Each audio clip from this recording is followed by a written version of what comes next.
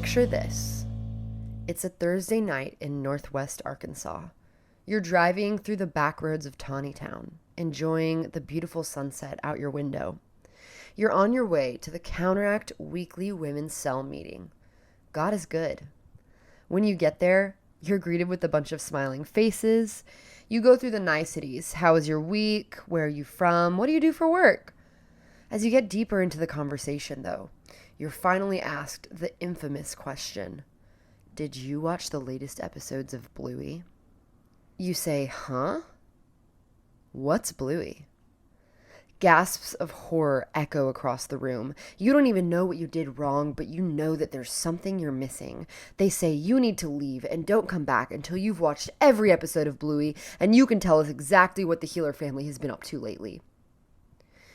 If this has been your Counteract experience, you're not alone. I'm totally joshing you guys. They would never kick you out for not having watched Bluey, but I will say our Counteract cells, especially the Northwest Arkansas women's cells, freaking love Bluey. We here at Counteract are obsessed with the TV show Bluey, and you will leave that night having watched Bluey and becoming a changed person. So, what's up with pop culture's latest phenomenon, Bluey? I'll give you the rundown. It's an Australian children's show that follows a family of blue heeler dogs as they navigate growth, play, cultural, and familial responsibilities. And it's all centered around the family's eldest pup, Bluey. Today, I am so excited to be diving into this TV show and figuring out why it's so popular, not just among Australian preschool children, but among a worldwide audience of people of all ages and all walks of life. What's going on here, and what's the truth behind Bluey? Why do we love it so much? Now, you may be out there actually in the audience thinking, Allison, I would love to watch Bluey right now. I would go watch it, and I'd watch every episode, and I would become a Bluey hardcore stan. Except I don't have really good coverage. It's kind of hard to get service these days. Or, you might say, I'm supporting a company that I don't really want to be, they're giving me coverage, but I don't want to be giving them my money, so I can't go watch Bluey. Well, if that's you, I have good news for you. It might be time for you to switch to Patriot Mobile. Patriot Mobile is America's only Christian conservative wireless provider. They're an example of putting the cause ahead of profits. So I'm super excited to be partnering with them. Patriot Mobile offers dependable nationwide coverage, giving you access to all 3 major networks, which means you get the same coverage you've been accustomed to without funding the left and those companies that you don't want to give your money to. You can watch Bluey guilt-free when you switch to Patriot Mobile. You support the First Amendment, the Second Amendment, the sanctity of life, our military veterans, and first responder heroes. Their 100% US-based customer service team makes switching super easy. You can keep your number, your phone, and even your upgrade. Their team will help you find the best plan to fit your needs. Just go to patriotmobile.com/counteract or call 972-PATRIOT. Get free activation when you use the offer code COUNTERACTUSA. Join us today and make the switch. Once again, that's patriotmobile.com/counteract or call 972-PATRIOT. Okay. Now that we got that out of the way and you're making your switch to Patriot Mobile so that you can have better coverage to watch Bluey, let's get into my 3 main reasons why we here at Counteract love Bluey so freaking much. The first reason is that it is healthier for your kids to watch Bluey. Over the past few years, we've seen a rise of criticism towards children TV shows like Cocomelon and Baby Shark. Parents have been reporting prevalent poor self-regulation skills and attention and behavioral disorders. And it's theorized that there will be more appearing in the future because our generation is just now getting to an age where those issues are manifesting in our adult lives. These types of self-regulation and attention span issues have actually been speculated among Gen Z for a much longer time, ever since the rise of Vine, for those of you that remember the Vine days, and 6-second storytelling. But to think that it might be affecting kids from such a young, vulnerable, informative age is incredibly concerning. The American Academy of Pediatrics has a screen time guideline that recommends no screen time for kids until the age of 2 years old, which is crazy because now that I work with toddlers, I realize how common it is for moms to just put a screen in front of their kid while they're busy. It In the society that we live in where we're busy and we're constantly doing something, it can be really hard to sit down and engage in play with your toddler, or to give them the right like safe stimulation while you have to go do the things you need to do. So it's become really common for parents to throw a screen in front of their kids as early as 6 months. Miss Rachel, if you've heard of Miss Rachel, she is widely popular among the toddlers. They say that from ages 2 to 5, they recommend an hour or less of screen time a day, which totally is not happening. And ages 3 to 5 are critical for children to develop their executive functions. The expectation is that by the time they start kindergarten, they should be able to self-regulate. Developing language skills, having interactions with adults, and creative play all help in growing these executive functions. But when they spend too much time in front of the television and not engaging in creative play, it limits opportunities for interactive play and imagination moving forward.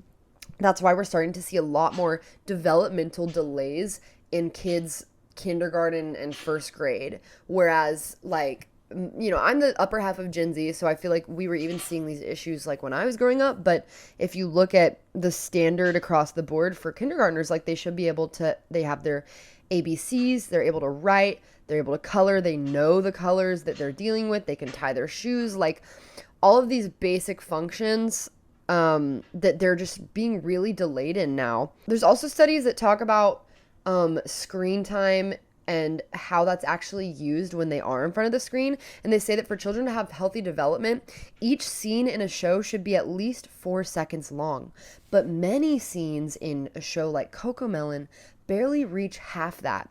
If you watch CoComelon, it's so hyper stimulating. Every frame is so saturated with many different things going on. Bright colors, moving things in the background. They're constantly cutting back and forth between frames that aren't necessary. Like as an artist, as an art school student, I watch that and I'm like, how did that help your plot? It didn't, but it keeps kids engaged. But the reason why is because it's acting as a drug and a stimulant. The brain receives a hit of dopamine from screen time, and it seems that the stronger the drug or the level of stimulation a show delivers, the stronger the hit is. So this leads to two different things. Firstly, young children experiencing very real symptoms of addiction and withdrawal, obviously leaving them heavily dysregulated. But two, they have a general discomfort with the speed of everyday life. It's literally creating a goldfish brain in our generation. And this is why kids really struggle now to engage in play in their surrounding environment, to use their imagination, to look around and find something that they can play with and engage with. It's why kids have such little patience and obviously attention spans. They don't know how to just sit in silence or in time, letting time pass. How do they entertain themselves as the time passes? We're experiencing these issues in the next generation very heavily, and it's so concerning. But Bluey is amazing because it opposes this trend by creating simple frames, using a limited and muted color palette, and having an overall simple yet engaging mise-en-scène or arrangement of scenery. It's the first of its kind for children of the preschool age, and while at the end of the day it's still screen time, it's a much healthier option, and it's way more productive compared to shows like CoComelon and Baby Shark. The episodes are only 5 minutes long, and they still pack a punch without having too much happen. They're not taking you on this big, long, epic of a journey. Some of their episodes take place in real time. The 5-minute drive to grandma's house, the 5 minutes before dad's going to be late for work. And I think the way that they structure the show and the way that the creative team designs it is very soothing to watch, not even just for kids, but for people our age. And also, I am not going to get into the educational theory of the show in this episode, but I would love to dive into the child psychology, the educational theory behind Bluey someday. So if you guys like this episode, let us know and we can make another one. The way that the episodes are structured, it's around how we play. It's not, they're not going on this long epic journey across town to do this thing. They're not sitting in class experiencing the structure of a classroom. Most of these episodes are centered specifically around the family and how they're engaging in play with one another, using their imaginations, adapting to what someone else has thrown in. Like, it's the perfect yes and scenario for my improv fanatics out there. And it all happens within the family, within their home, within the things that they already have, working with what they've got. So I think that Bluey can be really great for kids to watch from a young age because it'll teach them how to play and engage with their environment, and especially to do it with their family, which leads me to the second reason why I love it so much, is that Bluey strongly upholds family and Judeo-Christian values. But my main emphasis will be on the family in this episode, because Bluey isn't outright religious or political in any way, but they do shamelessly uphold like a family nuclear structure. And they uphold gender roles, and I think that's really cool. It's one of the more popular reasons why Bluey is so popular, specifically because Bandit, the father of the household, he's not an idiot. He's not like a Bart Simpson. The parents aren't disregarded in any way. Like, if you look at most of the Disney Channel shows that we watched growing up and the way that those parents are treated as clowns, as, they're dumb, they're disengaged, their kids are judging them. The parents are not regarded in this way whatsoever, but their character is upheld. And the parents are actually necessary for the plot of almost every episode of Bluey. The show's creator, Joe Brum, has actually touched on his experience working in children's media in many interviews, and he addresses this narrative within the industry that says kids' shows need to be about kids having agency and power because they don't have any in real life. And his response to this made me laugh. It was literally just this: have you met my kids? All they've got is agency and power. And so he creates the show with this kind of lens and this framework. And because of this, the show ultimately opposes this narrative that kids have to be without their parents in order to have more agency or to have more fun while playing. And rather, he makes the parents, especially the father, pivotal characters of the plot and pivotal catalysts for play within the household. The family is rarely separate from one another. And so almost every episode centers around them engaging in play with one another. I read an article that actually kind of dove into why Bluey was so great, but also the criticisms of Bluey. And this article accused Bluey of being too tradcon because Bandit the father is central to most of the show's playtime plots, therefore making it a male-dominated show. I personally think that this detail is highly unnoticeable. Literally did not think anything of it until it was pointed out through this article. But even if it's intentionally this way, which it's not, and I'll explain why later, I think it's totally freaking epic because it shows fatherhood in action, engaging in play with not just any children, but two daughters specifically. He's a girl dad. He's the only man in the entire household. And I think it's so important to see him playing with the kids in the way that he does, because there's a lot of studies coming out about fathers engaging in play and what it looks like to have a present father in the household and the benefits of that. One of these examples that I've read about is roughhousing with kids. That kind of play specifically is proven to be highly beneficial to development because it teaches kids how to regulate their own strength. It teaches empathy and risk assessment, and it ultimately builds a stronger emotional relationship between a father and a child, which is increasingly much harder to do in society today, especially with a father-daughter relationship. So while Bandit isn't always roughhousing with the girls, but there is actually an episode that touches on this called Yoga Ball, where he literally has to learn that he can't play as rough with the girls as he wants to, and the girls have to learn to speak up for themselves and say, hey dad, that's a little too rough. Even when he's not roughhousing with them like this, though, we see examples of this come up within the show often, in which the girls have to learn empathy, either by apologizing to someone they've hurt or by Bandit having to apologize to the girls. For example, the Yoga Ball episode. And honestly, to go back to this tradcon idea, the article also talks about how Bandit still helps with equal parenting in a lot of ways, which is a plus side to all of this. Because, they kind of say it's like that's the more progressive side of the show. But even then, I still want to argue that this is very traditional. It's a very traditional model of the family. If we check out Nancy Pearcey's new book, The Toxic War on Masculinity, it actually dives a bit into the pre-suffrage era of the family and discovers that fathers 100+ years ago, especially before the Industrial Revolution, consistently spent more time with their children in their home despite traditional gender roles still being in place, way more than they have in the past 80 years. Before women could vote, it was a business or a landowner that could, and naturally that was men.